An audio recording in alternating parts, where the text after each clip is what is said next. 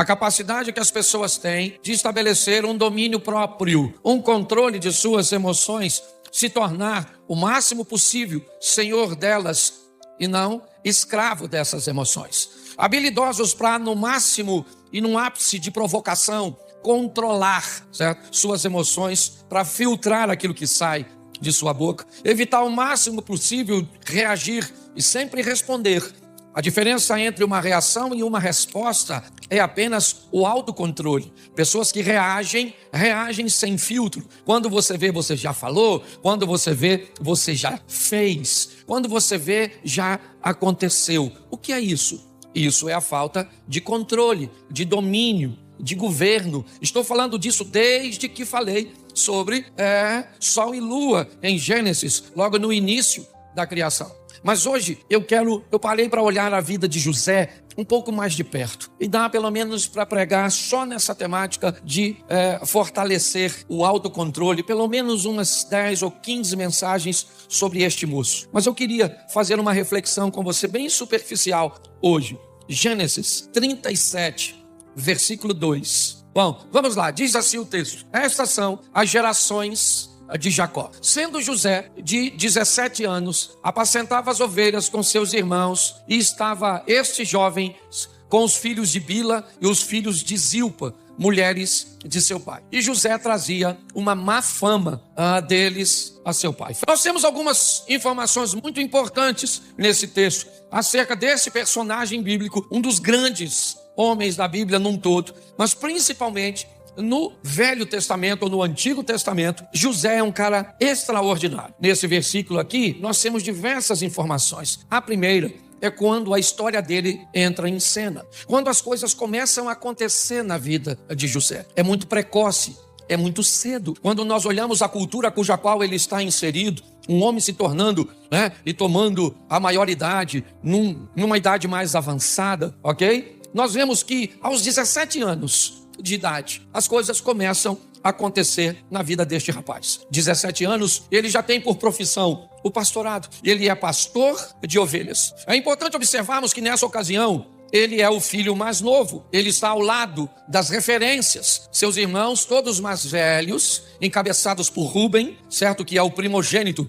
de Jacó. É importante entendermos que José já nasce num ambiente estabelecido. E ele não é muito bom. Nós vemos esse texto terminar que há uma má fama, há um comportamento incorreto. Esses rapazes não seguem as instruções. Eles não cumprem os protocolos estabelecidos por seu pai, tanto nas orientações de seu pai, quanto na obediência a Deus. Ou seja, a história de José, ela talvez esteja bem colocada hoje para nós, onde as coisas estão começando cedo demais, onde cedo demais precisamos tomar as responsabilidades de nossos atos, talvez não as obrigações, porque a minha geração, ela se fortaleceu de uma tal forma que ela facilitou a geração de vocês. Vocês não sabem o que é comer carne uma vez por semana, certo? Vocês não sabem o que é não ter acesso a um Danone, a um sorvete, a uma Coca-Cola.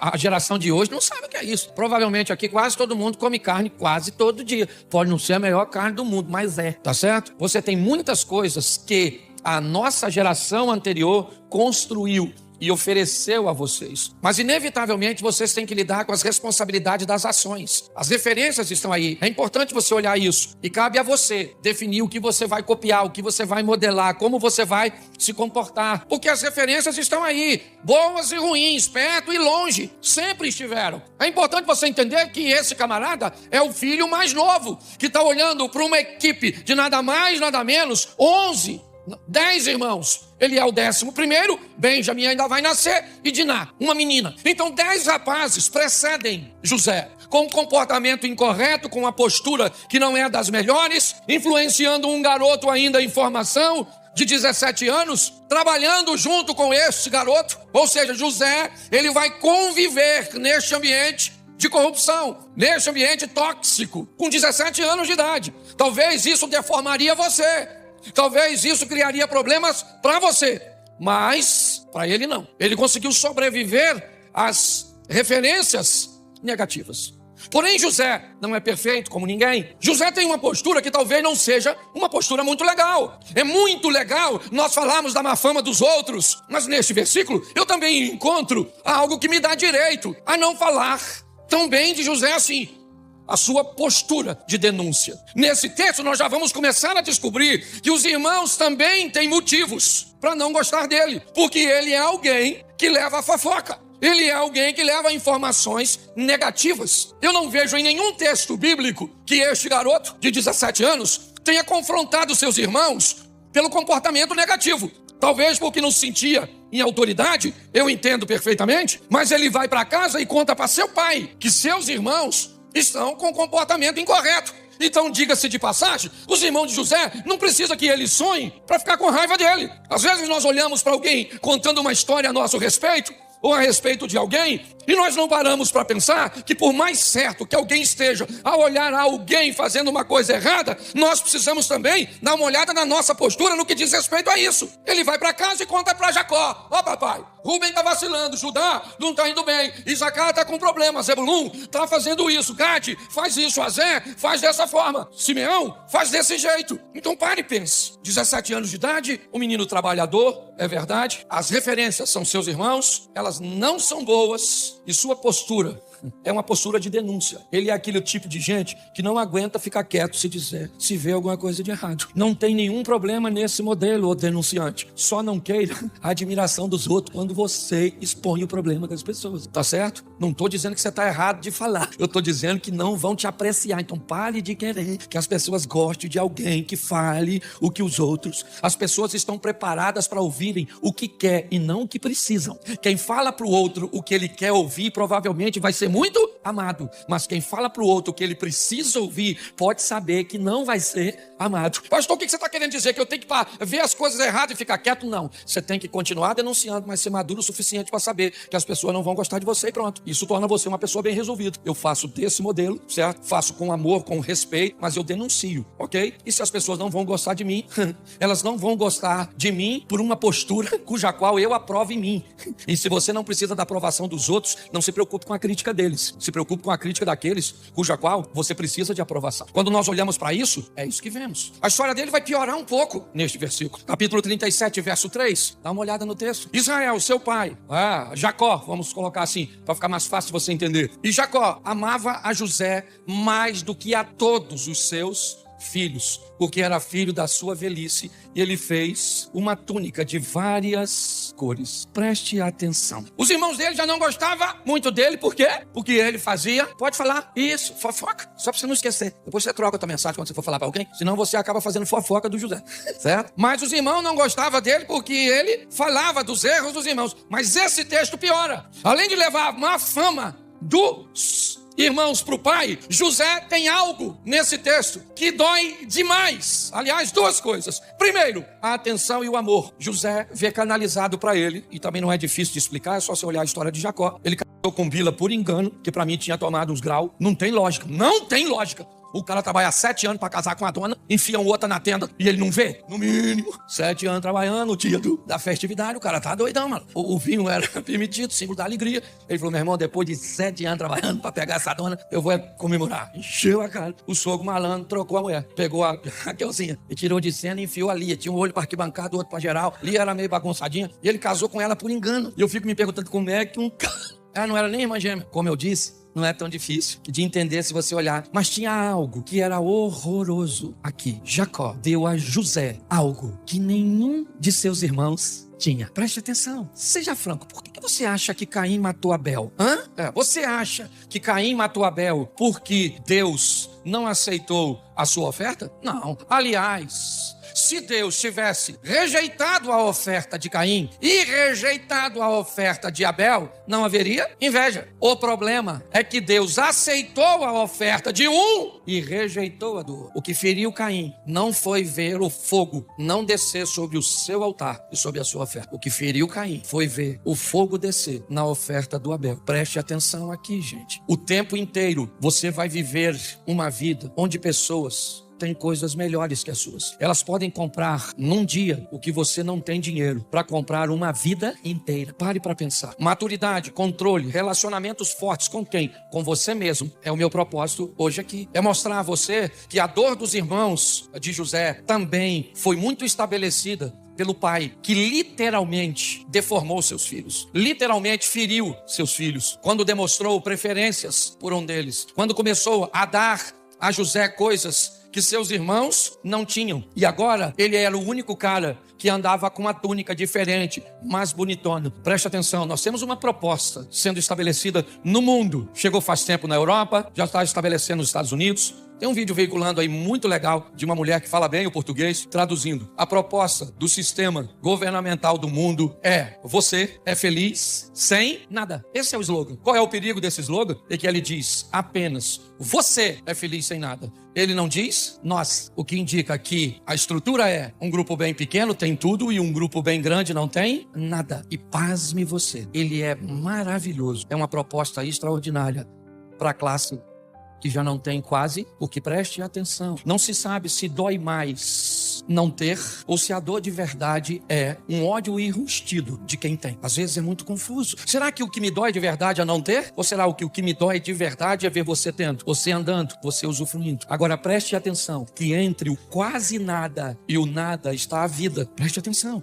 Quando um pobre pensa que a proposta de não ter nada atrapalha mais alguém que está mais acima do que ele, do que propriamente ele está esquecendo que sem nada praticamente todo mundo vai viver a miséria. Essa história, ela entrou na minha mente porque é o que eu vejo hoje na minha nação. Uma nação que torce para que quem tem alguma coisa num sistema capitalista quebre, se destrua. Porque pelo menos eu vou conviver com uma dor menor, que agora pessoas que têm muita coisa não vão ter. Mas preste atenção, a proposta não é tirar um pouco do que ela tem, é tirar tudo. Esse é o grande desafio. Quando eu olho para esse texto, por isso que às vezes a gente brinca dizendo que a Bíblia, ela é mais atual que o jornal de amanhã. Nós olhamos e vemos claramente um ambiente sendo preparado. E é o que vemos aqui. Olha só, os irmãos de José não gostam dele, é verdade, porque ele fala demais? Sim, mas fique tranquilo, porque esse cara vai amadurecer. Eu estou falando de um garoto de 17 anos. Eu estou falando de um adolescente, de um jovem que tem direito a falar demais, que tem direito a contar seus sonhos para quem não deve, que tem direito a se atrapalhar. Mas eu vou chegar lá na frente e vou te mostrar que um dia esse garoto vai virar um homem. Mas qual é o problema? É que hoje nós estamos cheios na igreja de gente que não tem mais 16, 17, 18 anos. Está com 25, 30, 40, 50, 60 anos e que ainda não amadureceu. Tem problemas no casamento que são coisas infantis. Pare e pense. Está aqui, ó. Ele tem coisas que o irmão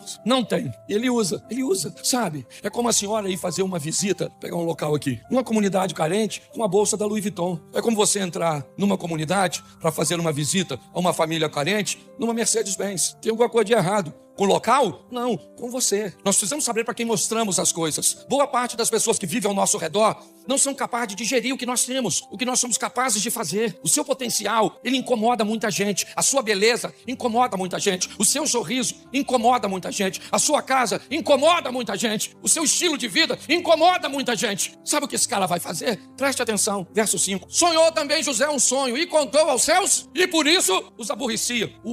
Eles o odiavam cada vez mais. José tinha que parar de sonhar, sim ou não? Sim ou não? O que ele tinha que fazer? Parar de falar de seus sonhos. Para todo mundo ele tinha que parar de falar? Não. Para quem não tem condições de ouvir.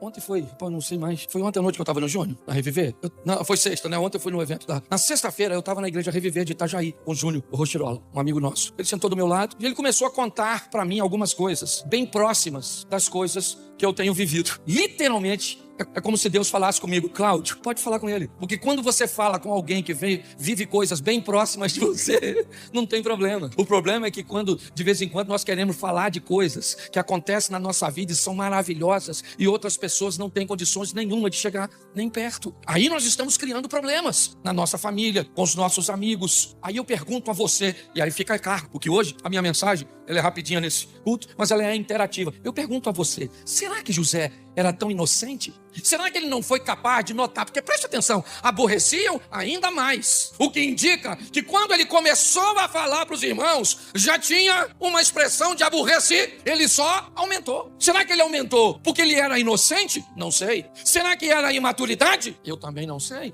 Ou será que não era provocação? Porque está assim de gente que sabe que vai ferir as pessoas, sabe que vai machucar, que vai causar inveja, que vai criar problema, que vai ter uma dissensão, mas são pessoas provocadoras. E você sabe que tem muita gente assim. É importante nós entendermos por que as pessoas não gostam de nós. Nós já sabemos que elas odeiam o que nós fazemos. Por quê? Só porque nós fazemos. Mas elas não deveriam nos amar porque nós fazemos. Não! Tem um grupo que não consegue conviver com o sucesso do outro. E vai levar tempo para que essas pessoas... Então vocês cantam aqui, beleza. Vocês cantam aqui, tranquilo. Vocês acham que todo mundo... Não, tem gente que vai falar que você não canta, que você é desafinado, que você não toca, que você não prega, que a sua roupa é esquisita, que as coisas não vão funcionar. Então ficam pensando. Ele era novo, é verdade, mas bota o 7, que sempre pode piorar. Eis que estávamos atando os molhos no meio do campo, e eis que o meu molho se levantava e ficava em pé, e eis que os vossos molhos rodeavam e se inclinavam ao meu molho. Esse texto aqui, por favor, não quero falar mal do José não, mas me parece que ele é um provocador. Ele já viu que os irmãos ficam aborrecidos com a possibilidade de sucesso dele, e ele está provocando. Eu sonhei, eu tenho uma capa que vocês não têm,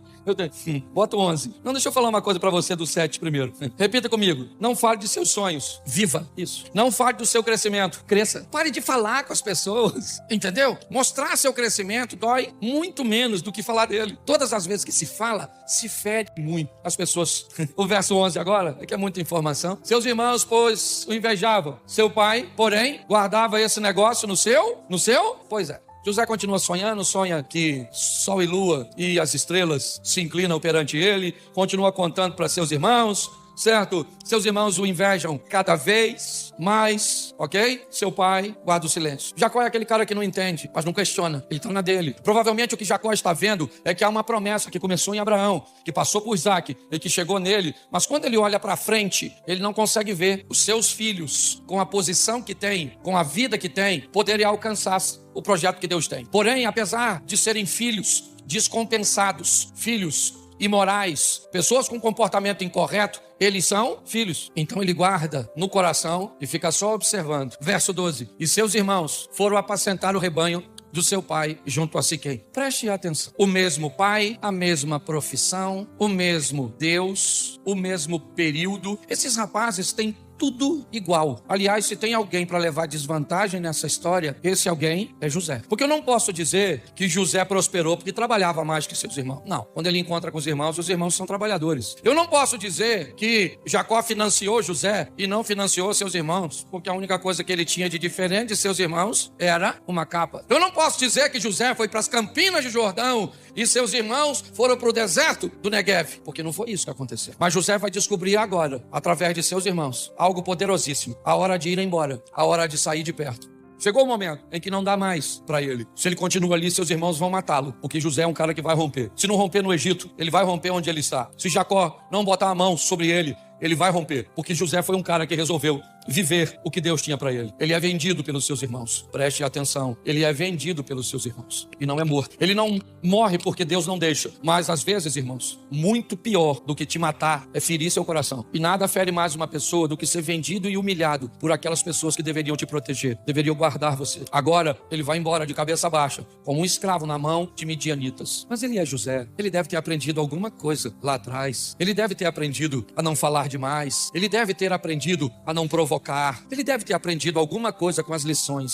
Então ele chega na casa de Potifar. E na casa de Potifar, ele vai me mostrar que ele amadureceu. Porque Potifar confia nele de uma forma tão extraordinária que tudo está na mão do José. E José não mexe em nada do que é do Potifar. Nada. Nunca reclamou que trabalhava demais. Nunca disse que estava trabalhando demais e enriquecendo o outro. Não. A mulher do Potifar gostou do José. Disse para ele, cara, você já administra tudo que é do meu marido. Só falta eu. Eu não sei nem se a expressão eunuco era eunuco de verdade. A Bíblia era muito comum homens se casarem com mulheres na Bíblia e nunca manterem contato sexual com elas. Era comum isso acontecer em algumas situações, principalmente, certo? Quando tinha recurso. Ele era um eunuco, uma expressão também utilizada, certo? Para alguém que foi castrado. Eu não sei. Eu sei que a mulher está de olho no José. E você acha que José não pegou aquela mulher por quê? Por causa de seus princípios. Eu fico pensando se fosse Rubem, Simeão, mas José não pegou. E mais do que não pegar, ela falou pro marido que ele agarrou ela. Se fosse o José de 17 anos, sabe o que o José teria falado?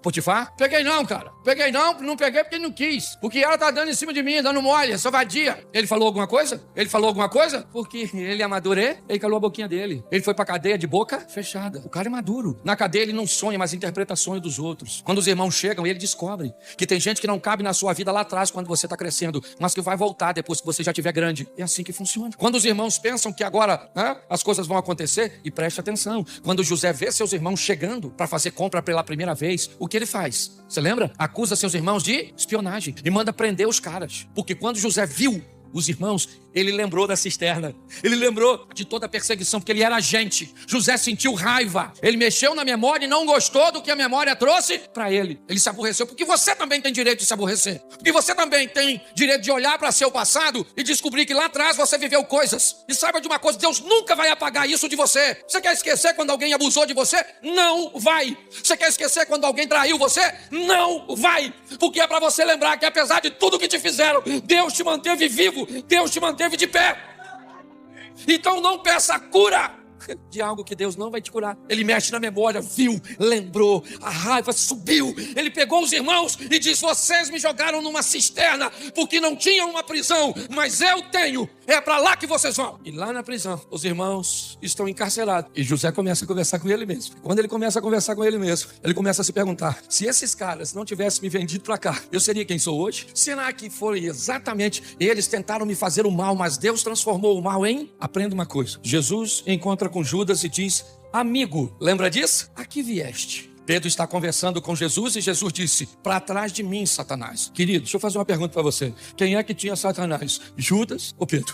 Nessa ocasião, me ajude aí. Quem é que tinha essa... Quando Pedro disse, Jesus disse assim: olha gente, vocês precisam estar preparados, porque eu vou ser preso, todo mundo vai embora, aí eu vou morrer. Aí Pedro falou assim: não aceito isso. Quando Pedro diz isso, Deus está nele ou está nele uma influência? Estou falando possessão, estou falando opressão, influência. Por que Jesus chamou Judas de amigo? Você sabe? Porque para Jesus e para Deus, todas as pessoas que te aproximam do seu propósito não são seus inimigos, elas são seus amigos. Não interessa.